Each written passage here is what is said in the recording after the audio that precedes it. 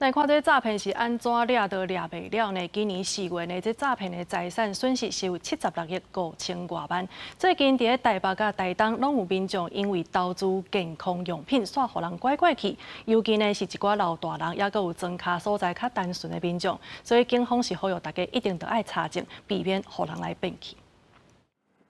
警政署打查仪表板统计，4月份全国互人诈骗的财产损失比3月增加5亿外。诈骗的手法假投资加网络购物败增2名。最近台北市就发生一个70多岁的老妇人去银行领90万，按算要做外泌体干细胞治疗，佮加入 AIFEEX 假交易平台开讲室，互人要求汇款投资。经过行员甲警方协助查证，根本就是医疗疗程假投资诈骗，随招致汇钱。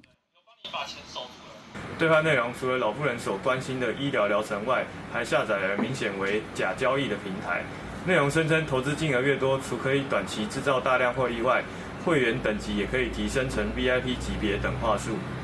台湾县诈骗案比例虽然比全国较低，但过常常发生伫庄卡较单纯的所在。关山分局嘛公布一个65岁查甫人加入讲号做有心机疗效男性保健品的网络社群，产品的价值10万。查甫人要汇钱购买，厝的人无法度阻止，就带查甫人去警局求助，成功阻止汇钱。所幸其妹婿察觉有异，及时陪同王男至本所报案。